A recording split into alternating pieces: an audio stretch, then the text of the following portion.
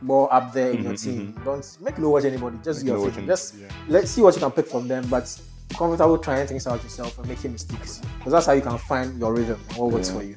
And then once it works for you, you know, oh, this is what works for me. This guy, what he's doing is cool, but this is what works for me. All right, guys, welcome back to another episode of JunkieTalks. Right, today we're going to talk about design workflow. You know, how you are going to speed your design workflow. How these two guys here, including myself, you know, work faster, right? But before we dive into that, Hinson, today on the stand-up, so you're going to tell us what you're working on, farm project, anything. Okay, so I'm currently planning. It's in the planning phase. Planning on restructuring the way I post on Instagram, because currently my feed is just like scattered all over, and I wanted to have like a theme, a visual style. So hopefully in the coming weeks I'll get something done and also start shooting more videos for my Instagram page. Okay. Yeah. So mainly it's about my content creation journey. All right, no problem. All right, so let's get into it. The design workflow. Now, I think, it's important that as a designer you have certain measures in place that you can use to work faster. You know, sometimes people make jokes like, "Hey, Charlie, this guy they design fast, Reagan." When we are designing, you're like, let's do this. The next thing is done and all that. And I think it doesn't seem like something so important, but it's very, because it can save you some time, right? Now, what are certain things in terms of tools, right, that help you kind of just speed your workflow? Now, we are not talking just about Figma. Maybe there are certain plugins, because ask me the need the work. I say that there are things that you use that maybe I would have probably used like 5 steps to get it. You do one and then you're done. So what are some of those things? Any tool, anything outside Figma that helps you kind of just speed your workflow? Sam, you go start. All right, so I mean, I'll start with normally where you are, like at a particular point in time. So if you are starting out, definitely there will be workflows that probably you are not used to or you've not done for a while. So it's very difficult to kind of have like a system in place, because then you are trying to figure things out, right? So what I normally do is when I'm working for some time and I notice that I'm using maybe this particular style or I'm using this particular design, and I know there's a plugin for that, I'll definitely copy that plugin. So Right. for instance, I normally like, when I'm done, especially for presentation, I like some kind of like texture to my background or some kind of gradient to it, okay? And sometimes doing that from scratch, A whole work. you get, so if I see that, okay, I need this type of like presentation, I try and get plugins for that. Okay. So for instance, the UI challenge, like you said, when it comes to the presentation, that's small tweaks for the background, right? And sometimes even for the cards, the design. Yeah. Yes. So those things, instead of starting from scratch, you know, it's better if you have like somebody else already done something so for it. So for starters, I feel like if you are starting out, you need to get used to your workflow, see what process you normally repeat or what style you normally repeat, then get a system in place. Then okay. Before Sam comes in, speaking on tools, right? I mean, apart from any design tool, is there anything else you use? Maybe a productivity tool, right? That helps your design in terms of project or anything. Maybe working with a client. I think for me, it's still the old ways of doing things where my pen and paper. Okay, so you're still old school. Yeah, All right. I feel it's better for me. Okay. Right, when you jot things down. And sometimes I use notes if I'm with my phone and I'm not with but normally I do everything on like pen and paper. Yeah, there's a question about that, but I'll come back to that. Mr. Sam, same question. Or you want me to repeat the question? Yeah, please repeat. What does your design flow look like when you have a project? How do you kind of speed your workflow? Do you go the long route about doing things, or you have system in place that helps you do things quick? Yeah, I'm not sure about what the long route is. I just kind of, I think it comes with time and practice, right? Because the more you do something, the more you figure out the faster way of doing that thing, right? And for me, I'm always on the lookout for things that will make my life easier, right? So, for example, stuff like removing the background of an image. Right. A lot of people will go with Photoshop. Me, I'm always on the lookout. So I just Google, background remover. And then, like, there's this website I go to, remove.bg or something. Yeah. And I recently realized Mac has something inbuilt where you can just you right click and you can remove the background. I've learned something. Right. So I'm always on the lookout for anything that will make my life easier. So anything I want to do, I always search for it. If it's a plugin I want in Figma, I search for it. I get a list and I go find it and I try it out. If it's anything, right? So that's what I do. It counts for practice and also me always being on the lookout for anything that will make my life easier. So the more you practice, the more you get. Because you first need to know the basics of how to do something before you can build systems. Find ways to like streamline it and make it more efficient. Sure. Right. So now to the question I was asking him, where he said he still uses pen and paper. Do you have any tools outside Figma you use to kind of maybe document, kind of maybe when you get a project, you talk to a client from that point? Yeah, I mean Notion. For everything. Yeah. Notion, and aside Figma, I work a lot in Figma these days, even more than Figma. Hey. Yeah, I know. But yeah. So I think the two tools I use the most, Notion and Figma. If I'm to rank them, I'll probably be Notion, Figma, and Figma. Yeah, Notion, any random thoughts, I just put it there. For organization. And Figma mainly because of the design junkies, because that's what we use for our website and everything. So I'm always there tweaking things. And Figma, I'm a 9 to 5, so I have to be in Figma. Oh, you do a 9 to 5. Okay. All right. So I think I have the same experience as Sam.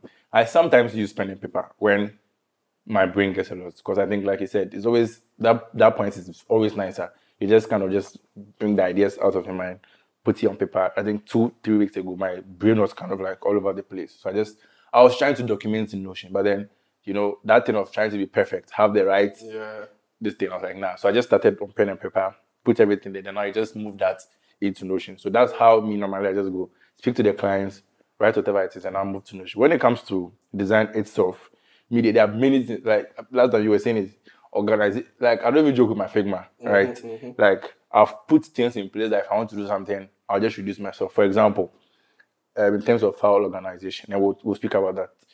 How I organize my files is, you take, let's say, a particular Figma. This is mainly design, right? You're talking about. You take a particular Figma file, I have like the cover, the asset side, I have the components, the wireframe side, then the UI itself, then mood board, blah, blah, blah, blah, blah. I've made this into a template. So if I want to create a new file, I'm not now come to create it again. So last time when we were speaking, I just know where that particular page as a template is, just duplicate it, create a new project, and then I'm good to go. This thing doesn't look like it's anything really. Most of the time the file also comes with some color styles already inbuilt in them. So the file we're working in like this, it already has something. So this thing will save you like few seconds, but then it's worth it, right? That's like one way or one thing that I have done that helps me kind of just work faster. The other thing which I think Figma has helped a lot with is the asset library. And I'm not saying people utilize it a lot.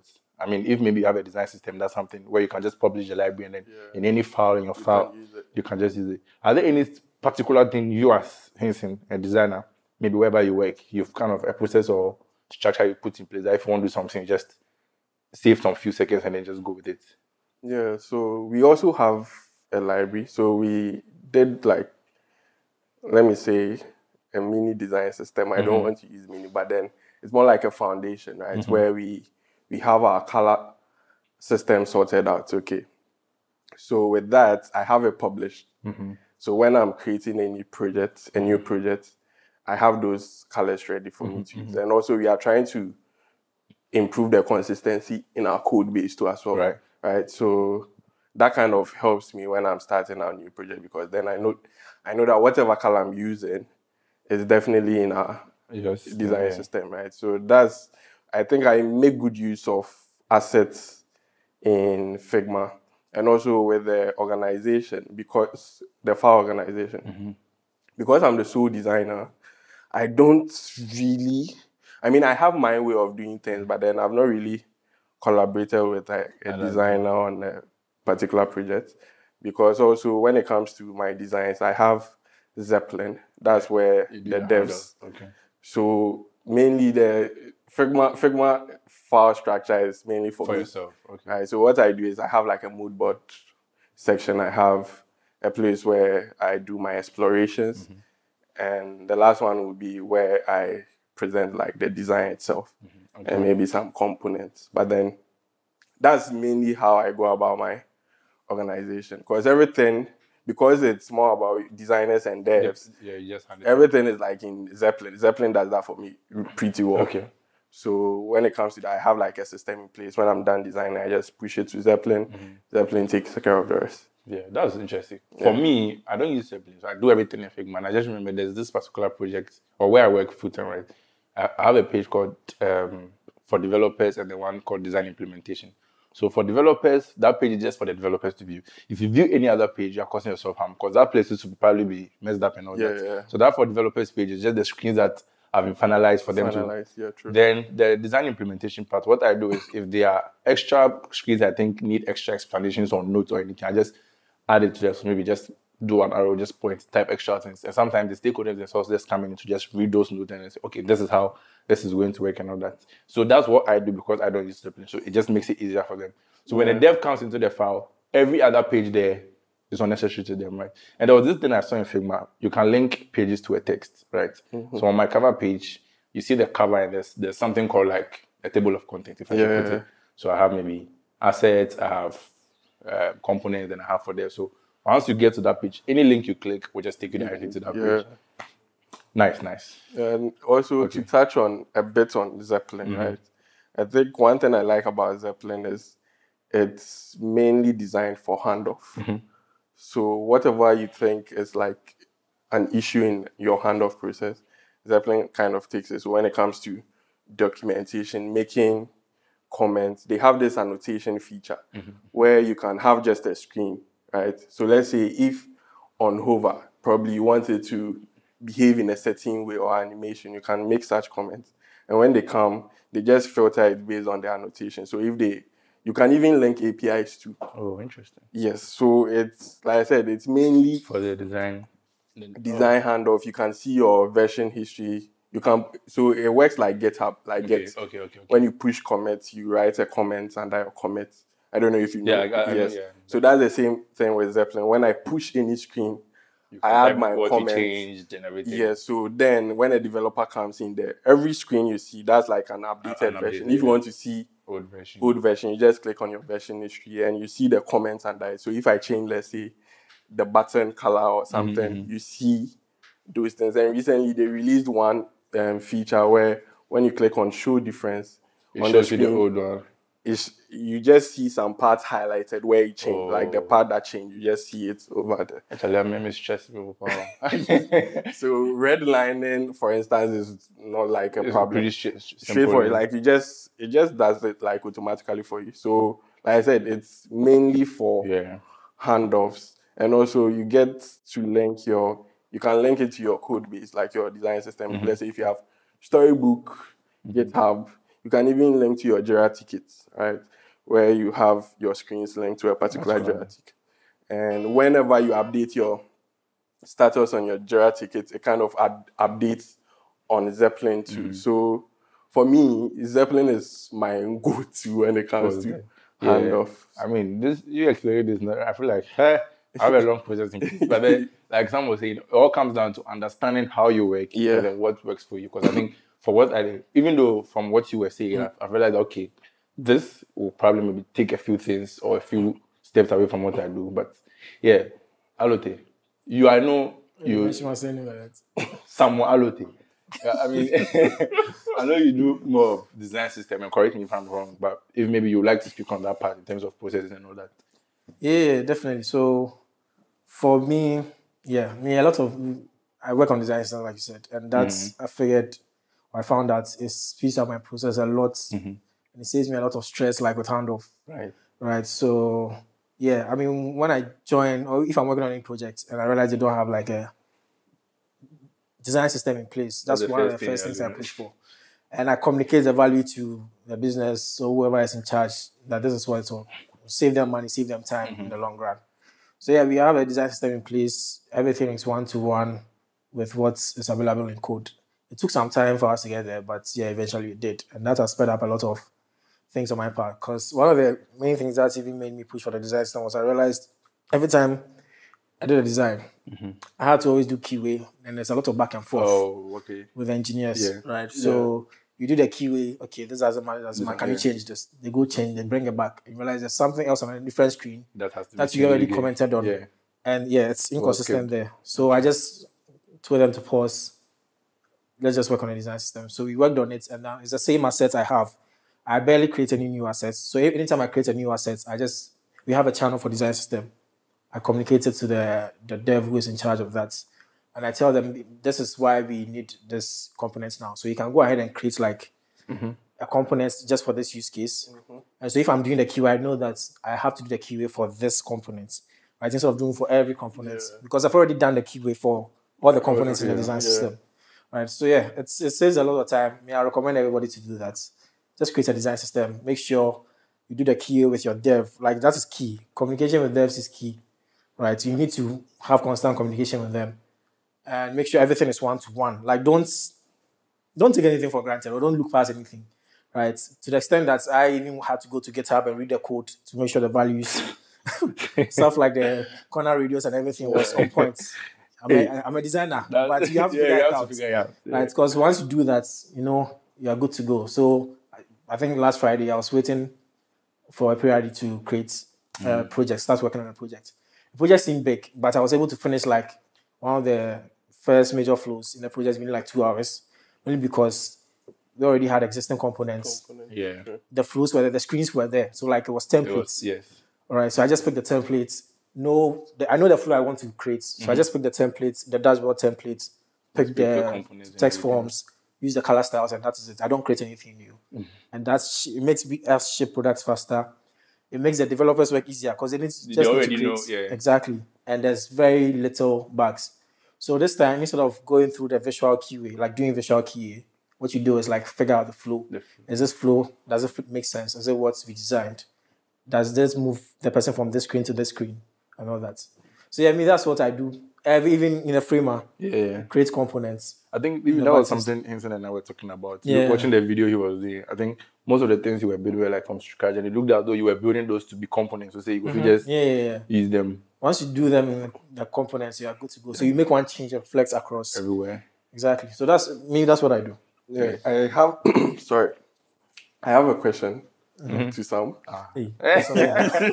Good, because he said like he's been working on design systems for quite some time now, and I'm sure you've developed like processes for it, right? So I want to get your take on if you are a new team member, like a new designer, you join a team. What are some of the processes you put in place to make sure that if you are starting out a design system project, everything like runs smoothly? Because one thing I know is when it comes to design system, you need to be aligned with devs, management. Everyone needs to be on board. And also there needs to be like time dedicated for that too as well. So if you're in a team where maybe probably the focus is not on design system, right? Maybe they are working on other projects. How then do you communicate that and get systems in place such that, okay, now your stakeholders probably agree to it. How then do you go about your own implementation? That's a good question. And this is similar to what happened to me where I currently am now. So they have projects they're working on. We are not, before you came, they already had things they were doing. Everybody has tasks assigned to them. So I had to make the case for it. And I just like made them pause to focus on that one. So I think it stems from, this is where like your soft skills as a designer comes in, right? Yeah, along with your technical skills, because they also play a role. But first of all, they need to trust you. They need to trust your judgments. Like they need to trust that you actually know what you are doing. You know the work. Because if they don't trust you, anything you say, they won't take it, right? And if you are not able to communicate your worth as a designer and the worth of design, they might just see it as visuals. So you be the guy that makes everything pretty. When I went there, I already learned my lessons in previous experiences. That's why experience matters, right? So if you are not there, it's fine, right? Just take your time. You get there eventually. But experience matters, right? So when I got there, I tried to go with the process that they had, like just design it, let them build. And then I realized it was just causing too many issues. Like we're spending weeks just doing QA. It didn't make sense to me. And me, I'm very vocal, right? Or at least in that team, I'm very vocal. Because I don't want any unnecessary stress that will affect everybody. You might not like me, but me, I'll get the job done. But I made it known, I made it clear, like consistently. I mean, obviously, they won't take what you're saying for the first time, but I made it very clear consistently. And because they already trusted my work, because I already shown them what I could do. The initial project I was working on, it was a redesign of a dashboard. So I redesigned and they knew what I could do. Even from the interview, they knew what I was capable of. Right?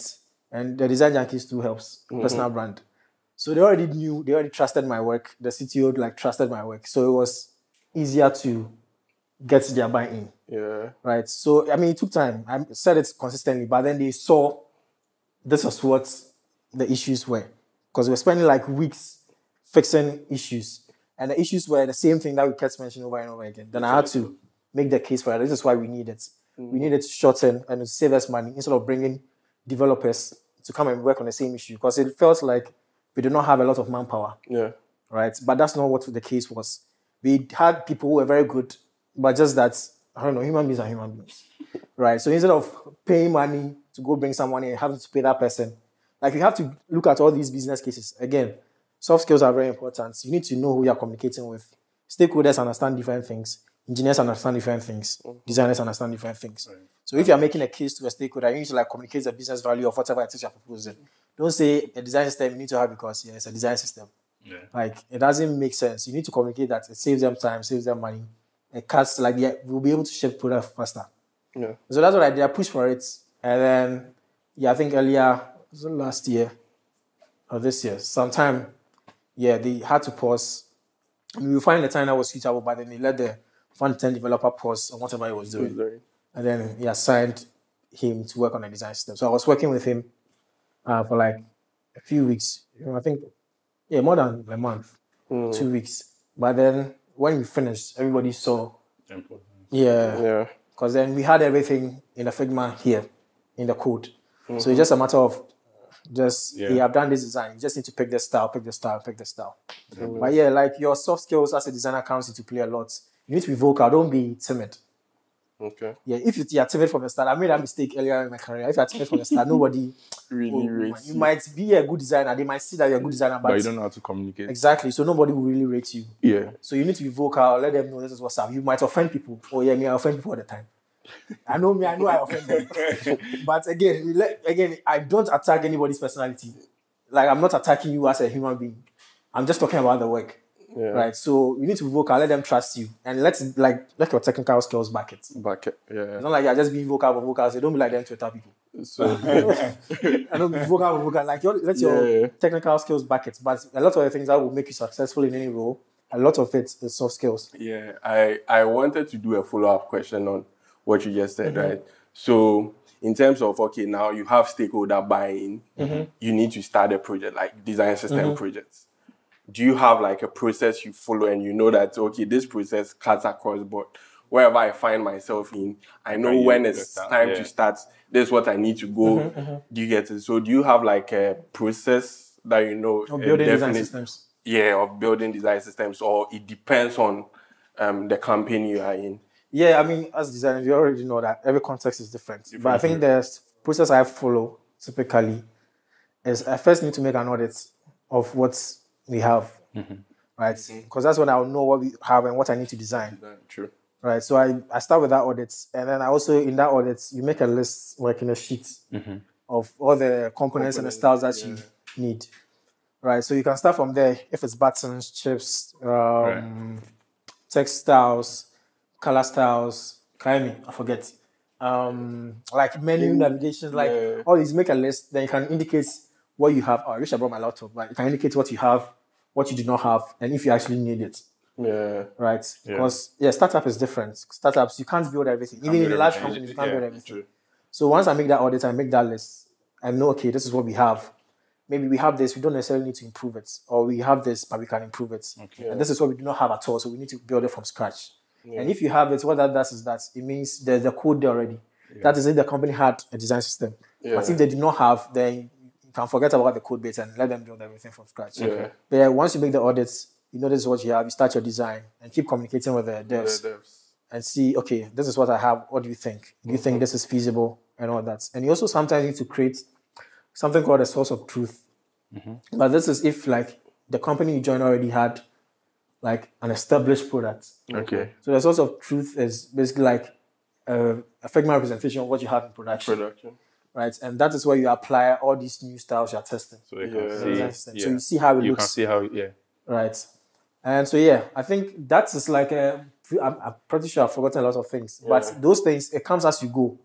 The more you work in it, you understand the people you're working with, and then you know how to navigate. But the standard ones, create an audit, make an audit, create a list of the components you need. If there is already established products, create a source of truth if there's time. And then put in these new components and styles in there. So you can present to the team, this is how it looks. This is how this new button looks. What do you think? And all that. And so you can spot if there's something wrong, spot it in the Figma and then change it. And then once you're done, you can just push to a dev so you can implement it. So with the source of truth, there's a workaround, right? For me, especially if I don't have like the products in Figma, like everything in Figma. What I do is I do a screenshot. I have like screenshots. Whatever I need to change on that particular screen, I just build it out. So you have like a screenshot with some part of the design. That's how normally I go about it. Especially if you notice because I'm still working on the design system because like I said, definitely they are working on stuff and sometimes the prioritization and all that. So right now, what I'm doing on my end is to know, okay, when I need to do a screenshot and when I need to do a design. Let me give you, since you're talking about productivity and fast ways to do things. So there's this Figma plugin called HTML to design. So if you want like to pull whatever website it is in production to your Figma, you just run that plugin, enter the URL. And it will just give you. It will bring you everything basically in your Figma so you can edit it instead of using a screenshot. So that's one thing. Sorry. So I wanted to touch because mine is WordPress, right? So I tried doing that thing, like using that plugin. I thought it would work, but then it didn't work because for some reason WordPress restrictions or something. Like there's some restrictions when it comes to you enter the login, the URL into the Figma plugin. Exactly. Yeah, they have a Chrome extension. So that Chrome extension, whatever you're seeing in your web browser, it will download that as a file that you can run, import in the plugin. So you go try that out. Definitely. What's the name again? HTML to design, I think. Yeah, just search for it. All right. So I think he has answered your question. The first one has to do with communication and taking your soft skills very seriously. And the second one about, what was the second question? So it's about the systems. So you do an audit, you make a list, and then get a source of truth. Interested. Now, still on that topic, right? I think one thing that's usually still about communication and all that, how to go about revision iterations, right? Because definitely there'll be feedbacks. So how do you handle that?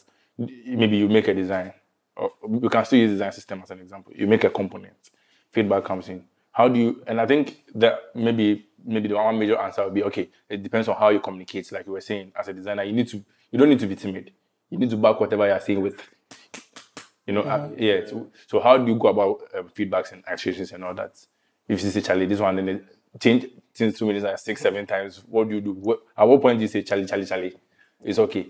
Or do you have a way to convince them that, oh no, this one, because definitely if let's say the iterations are taking time, maybe 8 iterations, and probably the third one would have worked. This is time spent, right? So how do you communicate so that all these things, no go rise up, then you can just move faster as a designer and a team, or maybe the team can also move faster? Yeah, I think for me, it's sharing your work early and often.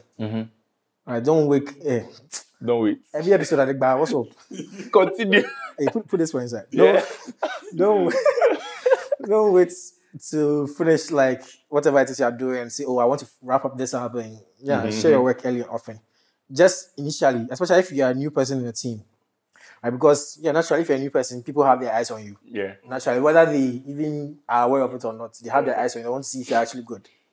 So you need to create that bond and let them trust you. So share your work early and often. Don't wait. Even if you feel like it's too much, it's better for you to worry them and they feel like, you're saying it too much. For them to wonder, where is this guy? What work are you doing? Right. So share your work early and often. I think. And get quick feedback. Yeah, there was something you said one time. I don't know if it was on the podcast. You were like, always involve the stakeholders early. Exactly. And funny enough, that was something I was doing, but I thought, like you said, you're stressing them. Charlie, the person has other things to do, so just finish it and then now. So I started doing it. I started involving the stakeholders, even the product manager, like at a very early stage. Then what will happen is that the revisions are less because now it's like they are part of whatever was being done. So then when it gets to the point where you are showing to developers and other people, they're also helping you defend it. Exactly. Because they feel like their ideas are part. So I mean, I tried it and it worked. So I think that point is very, very involve them very early. Yeah. I don't think I mentioned it on a podcast. It was when we met that guy at Cramo. Oh, yeah, true. Yeah, so there's this thing called IKEA effect.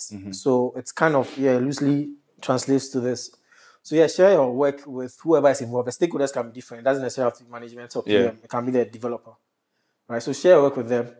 And what that does is if it's a developer, if you share your work with them early, you can point out what is feasible, what is not. If you share your work early with them, they know that you are just bouncing off ideas. So they can even give you some ways of like getting it done or better ways of getting it done. Instead of you waiting and bringing it to them, like, this guy is mad or something. Go do this.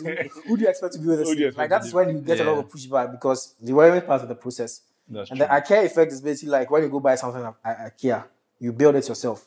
And so people who use IKEA product, they have like this attachment to it because they know it was parts.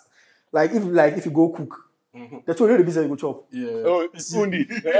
So like that's the whole thing, right? Yeah. So if you have you share with them and they contribute and then it goes like review and someone is bashing, they will help you out because they know their idea is also part. So if it's not you just use their bashing, they will feel some way. But if you just hide in your corner and feel like you want to blow their minds and go and show it, you will see. If you don't speak out, you will see it. I think that's very, very true. And like you said, it's not just the stakeholders, it can be developers too. And most of the times, when you share whatever you started working on with, like you said, they have some ideas already. So they will really just add to what you've already started. Let you know that, okay, maybe this thing you've added here will probably not be feasible because maybe the timeline is short and all that. That's a very good point. Would you have something else? All right. Iterations, feedback. This guy just laugh. Didn't know you're happy. But I don't know what to make an add on this because it's basically you involving them. I also fall victim of sometimes designing in your own corner, then later on presenting it because for you think you have the skill, everything sorted out, right?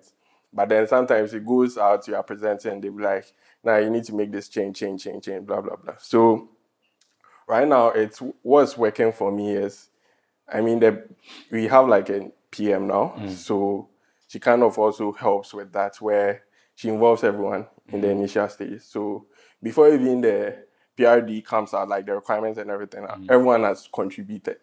So we kind of have like a direction, like the priority, what we need to prioritize and all that. So when I'm designing, everyone agrees that, okay, whatever I'm putting is already agreed on, if you get it. So that kind of also helps. And what I also do, aside having that, I also make sure that I involve the devs too.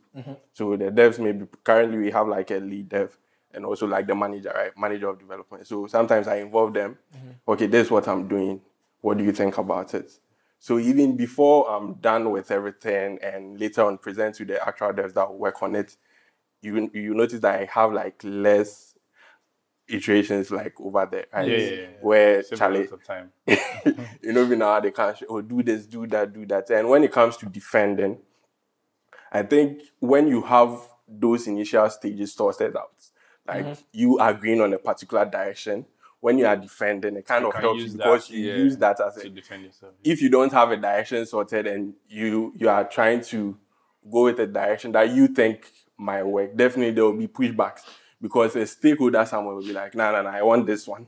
Do you get it? True. And also, I feel like you need to also communicate, have like their lingo in a way. Understand what they want. Yes. Because sometimes if you talk in designer terms, like they don't really, like design terms, they don't really understand. So if it's about, okay, why you chose this color and blah, blah, blah, for them, maybe revenue is important. So you speaking to someone that always thinks like revenue is important, you speaking to a marketing manager, sales team, support rep, they have the way they understand value, right? So for you to communicate that value to them, you need to understand where they come from. So if it's from a support or a customer rep, right? You know their priorities like the users. So if you are doing anything that doesn't, for them, it doesn't feel connected to the user problem, definitely there will be that pushback. So what I try to do is make sure I understand everyone on that basis. And when I'm presenting, I speak in their language so that everyone gets it. So yeah. Interesting. I think, everything cuts across collaboration, communication. Reducing the number of iterations you go through. Just about understanding who you are working with. And I think some made the point that the language developers understand is different from what stakeholders understand. It's different from, if it's a designer to designer, you can be speaking your language, talking about colors and what is fancy and all that. Yeah. Developer. Is it? If I'm speaking, I barely speak in design terms. So if you ask me, I always say if you come to me and talk to me like design quiz, proper design with me, you go, I know. You think I don't know anything? I know. Yeah, floor. I know. I know, but it's all about understanding who you are working with and then communicating very well. And so speaking your workflow, all these things, I've found like this iteration thing. The day Sam said it, right, I was like, this is very, very interesting. So let me just try it. Because I was thinking about like, and funny enough, recently I spoke to my CTO, we had a review call, and then we were talking about one thing he can do better, one thing he does best. And I was like, I don't think he has any problems. Like, then I was like, he has noticed one problem about himself, and the problem is that he wants to relate more with the employees, have more calls with them. And I was like, so in my mind, me thinking I was disturbing them with this and this and this, so they have that time. So you just involve them in the process at a very beginning stage. Any advice, you are wrapping up, any advice you give to somebody in terms of workflow and all that? I think one thing you mentioned just to start was just understand where you are, what you started and all that, understand your process. And because from how we spoke, you realize that we don't have the same process. Everybody works different. Yeah, it's discipline. I'm doing everything in Figma along. Maybe you understand. This one is doing design system. He does audits, does documents. Everybody and how they are going to. Do you have any advice for somebody who's not starting? Because I've had times people come and text you, how you do? I don't have, because like you work, you have the experience, and then like it just comes with it, you understand? You don't go financially sit somebody down and show the person that do this. Is there anything you just like to touch on that particular part? Anything you would like add before you wrap up? Well, then I have one question. One question I know someone will like, but yeah. This advice. Hey, where do you see the quote?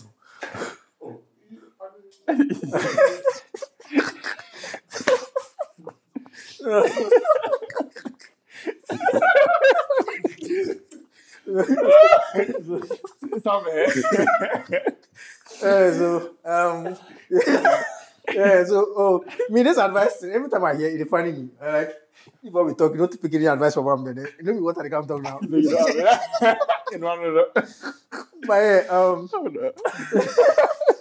See, if you want advice, just go back. Go back and listen to them.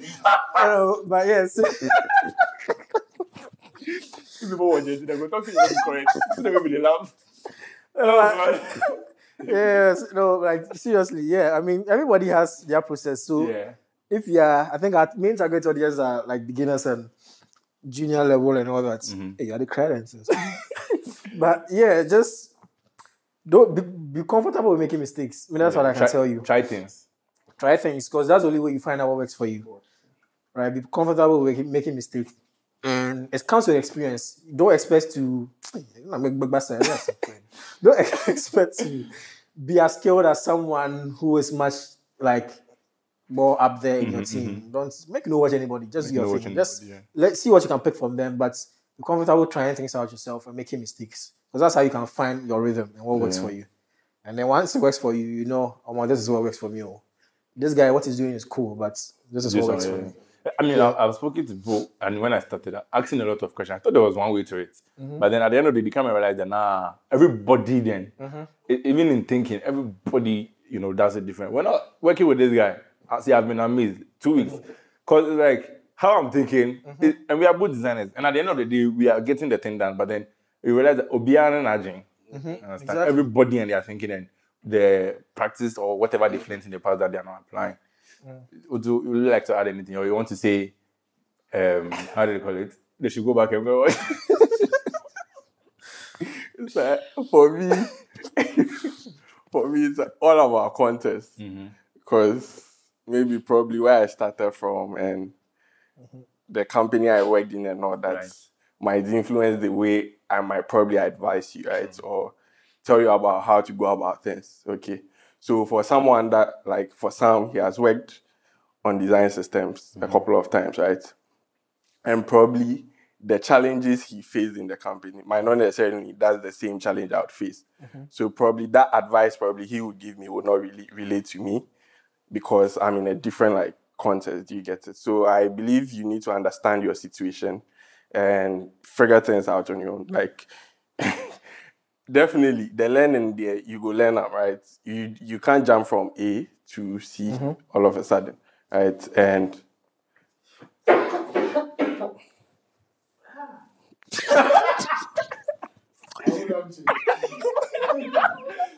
I think it's on the story. You can tell the camera good. You talk the eye like you drink coke. oh my god! Hey guys.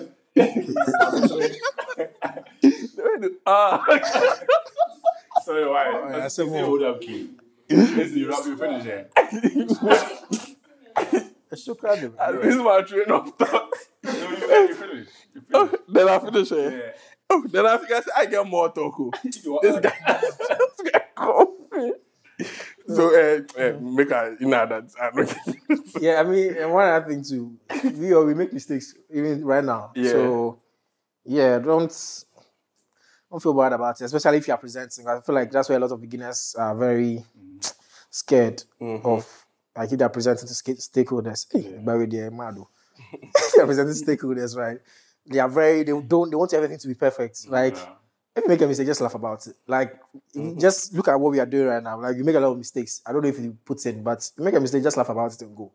It's not that deep. You won't die. You won't get fired. Like, yeah, you won't die. Nobody will kill you. Nobody even cares. After the meeting, everybody forgets about it. They talk to you, they're not going to get them fired. Don't take this advice. I mean, the mistake you made, go cost the company millions of dollars. Yeah, you're your way out. But I mean, yeah, if like, for example, this something that happens a lot. Like if you're presenting and you misclick something and something like opens on your screen and you're like, people panic. No, it's normal. Just laugh about it. If it's something serious, like for example, if a girl is calling you, this has happened before, I've seen it. Just laugh about it. Make a joke about it. Because everybody has seen it. So the more you try to be silent about it, it's going to be more awkward. Yeah. Something got too much. I like, see, maybe close. I don't trouble this, but yeah, just laugh about it and move on. I mean, you'll be fine. That's last. Yeah. And also ask a lot of questions. Ask a lot of questions. You see people, they shy when it comes to asking questions. They feel like if you ask questions, it means you don't know your stuff. Yeah, but I believe if you ask a lot of questions, it helps solve like so many issues with feedback and all that, because then I'm saying A, but I might not necessarily mean do A. So by asking questions, like especially with stakeholders, right? It could be developers, because developers could be stakeholders. Sometimes they might be saying something and you realize that, okay, per what they said, you understood it this way. You go and do it, you present it, like, nah, that's not what I meant. Especially in a company where the people speak different languages. Yes. Everybody, they are phrasing their English differently, so you have to So you need to ask questions, make sure you guys are aligned on, okay, the direction. Because normally media, when you tell me I need to do it this way, I'll ask you why. Yes, like, why should I do it this way, right? Give me your reasons why I think this is, because me too, I'll give you reasons why I think this would work, right? So if you are presenting anything, they are giving you feedback, ask them a lot of questions, so that at least when you know it's time for another presentation, you know that, yeah, you're on the right track, or yeah, you're on the same like wavelength with them. So ask questions. We can add on this one real quick. Don't worry. No, you can add it. Yeah, so the reason why asking questions is important, right? So this thing I heard years ago, I think it makes sense in this scenario.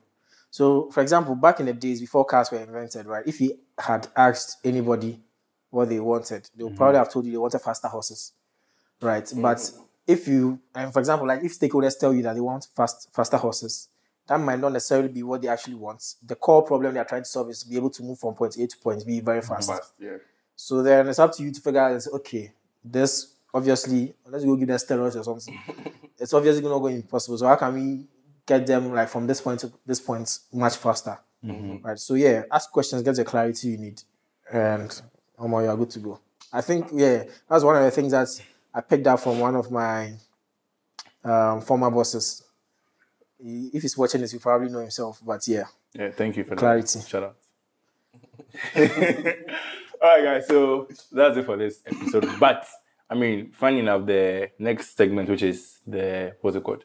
Trending? Yeah, the trending topic and all that, is still related to what we are talking about. That is the designers and developers collaboration. Yeah. So Hinson, please. How you go? The Space and Sons. Yeah, Hinson, take us to. So I think, was it last 2 weeks? Yeah. Last week, I think so. But then there was this trend on Twitter where there was this clash between devs and designers. Mm-hmm. Designers were like, if you are working on a design, you present it to the dev and they are like, nah, this one they can't do it, then it's probably a skill problem. So the devs can't really build it. That's the problem. That's why they are always complaining, because you have companies building out wild designs, animations. Mm-hmm. But yeah, you have people here and like, when you do some small animation, hey, I can't do this, right? Yeah. And the devs too are like, the designers don't understand them, because sometimes they do some animations that doesn't really make sense. Like, why do you need this animation? So there was this back and forth, and we even had like a space on this topic about how to go about things. And yeah, I was hoping like we could just briefly touch on it, talk about your experience, how you go about your collaboration with devs, and yeah, we can. Well, me personally, I've not faced that issue before. Maybe because I don't do the crazy today. Yesterday, I saw this toggle on LinkedIn. Me, self as a designer, I was sad. This is how the toggle works, on and off, right? To turn it on, there's a hand that comes from the side and pulls the circle. Wow, so then to turn it off, the hand comes from the other side. It was beautiful, right? But I don't know. I'm going to put that in frame. I will look for the video for you. Like the lady, it was a lady. She built the hand. So you tap on it, then the hand goes, picks the toggle, and then come and drops. And it was beautiful to look at. But then I went to read the comments. You have people saying, oh, this is nice, but then how is it going to be like in development? Oh, this is nice, but how long is it going to take developers? Oh, this is nice, but is it very, very, very important? I've not faced that issue before, but I feel like it depends. Because like we were saying, we have companies that are doing those crazy stuff. And the last time you came to my place, remember we were looking at this website. What was it? That animation website you showed me. The one you wanted to learn. You wanted to learn it, don't forget. Learn it. Yes, it was an animation website for designers. You remember the name? Where when we click on the button and we're leaving that side, there was a hand that stretched from the button. Yeah, true. So it was get started. So it was on the top right. Yes. Right. So when you hover over it, you see a hand waving. Like, it's more like, click on it. But immediately you move your mouse and you are like scrolling down. The hand will try like, it's like pulling you back. Yeah. I was surprised. And there was another button on the hero section where when you hover over it, it kind of builds like a house. I think a rocket sort of. Rockets, yeah. Animation. And the purpose of the website was something that UX and product designers can use to do like this Lottie animation sort of thing. It's right. Good. Those little. So that it makes sense. Exactly my point. So then that animation on a website like that makes sense. But maybe if you are building a product where that thing doesn't make sense and they don't want to build it. Like I said, I've not faced that issue before. So I'm not good. But there are times where you build something and developers say, okay, this is not feasible in this time period. If that's the case, understandable. There's always an alternative, right? But then, like I said, it depends on what product you're building, right? Can use something complex like that. But if it's a product that does not need that kind of animation, because trust me, the animation is a lot. Yeah, like it was a lot. Especially that button one building a whole rocket and all that. You understand? So I feel like it depends. And it's not necessarily always a skill problem. Maybe the developers will sometimes they don't communicate well with. That developer designer fight they go continues. For me, I've faced it before. But yeah, it's definitely not a skill problem. I feel like, again, what we said about communicating with people to see what's feasible and everything. So you get the ideas on maybe there's a better way to do it. Or maybe, again, the time constraints and everything. So they can do this, but it will take a longer time and you could probably achieve what you want to achieve using another route. Right. So, I've faced it before. I think one of the best front-end developers I know, Kwame Mensah. Shouts to him. He's a guy, like he's the typical front-end guy. He will see you do some wild things, like, do them. I go build them. And some instances too, when you bring it, it's like, now you, this thing, like, we can do it this way. Why are you doing this way? We can do it this way. Like, so it's definitely, and I'm saying because I've worked with him for like a couple of years. So I know his skill very well. He's like a very, very good front-end dev. So obviously it's not a skill problem because he sometimes he sees me do some wild things and he said, I don't want to like this thing I'm doing on the side. Charlie, why are you going to do this thing for when a project's inside? Right. So it's definitely not a skill problem. The people who can do it will do it. But again, you need to designers, we have this issue. I don't know if it's just a beginner problem or a lot of designers. Like, they are too focused on what we are doing in Figma. Yeah. Like, you are too attached to it. Like, you feel like anything we do, everybody else will do. Yeah. Remember that a product isn't built, it's not just about design. Mm-hmm. There are like various steps to shaping a product. And if your product is not shipped, whatever you are doing, they make sense. Like, you've done it, so what? Have you been able to ship products? You may get likes on Twitter, you may get likes on Instagram. Mm-hmm. But if you are looking for rules and things that will actually pay you, what do you have to show for it? Right? A lot of hiring managers don't care about, you may have the design skills, but it takes a lot more of it than just that to be able to like build successful products. And that's what people want. So again, you need to see the people you're working with. Again, know their capabilities and also know other things. That's why you need to be able to think like a PM sometimes. Speak to the PM. Know the time constraints on the project you're running, the sprint, like know all these things. And that will help you know how to approach a project. Yeah. The fight, it will always be there. But if you know how to go about it, because I don't even remember the last time I had a fight with a dev. Aside the usual, this thing is not working as it should be. That one always come. So just go change it. They go change it. But say, I've done this and this person is not doing this right. And like going back and forth, it's been a while. You just need to figure out a way and know your team members. I'll be a devil's advocate on this one because I feel it's a matter of expertise, right? Because if a company like Stripe contacts you as a designer to design their website for them or redesign their website, definitely to wow them, you need that wow factor, right? And definitely that means you need to do some animations because currently they have some animations going on.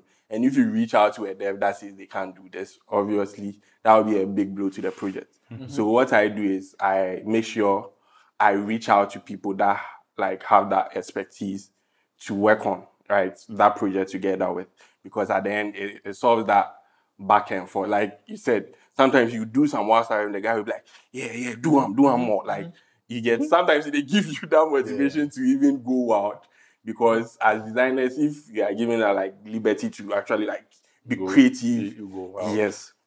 So you have that factor in there where I feel okay, it be a matter of expertise because definitely some devs go fit do like certain designs like they can actually implement them and others they can't. It's simple.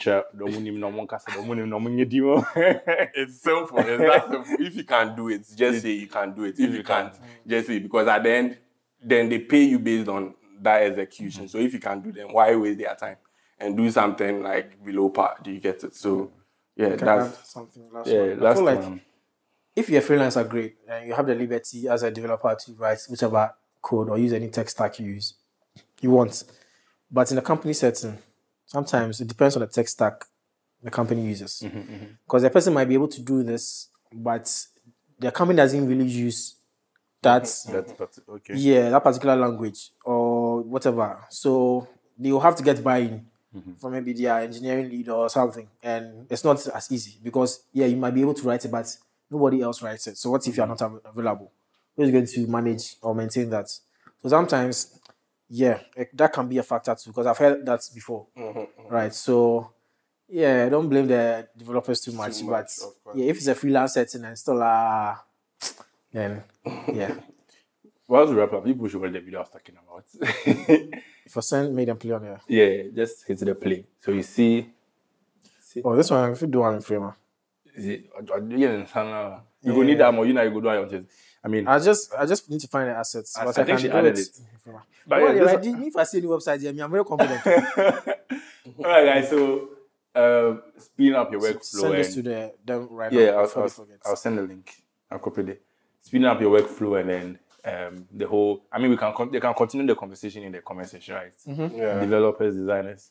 I'm person who can't talk. That's the whole thing, but yeah. Buko boxing arena. Who sponsor? Do you know the funny thing? The day I was reading on Twitter, I was like, this is Open rank, Charlie. So yeah, people can continue in the comment section. If you're a designer, Kawajin, developer, Kawajin, Otongo Back, Kawajin. We forget PMs. Leave them for another day. We'll talk about them. If you don't understand the G, we'll see you the next time. All right, guys. See you in our next episode. Gang shit. Yeah, for what? The song. Why the always talk about the introduction? Yes, he's back.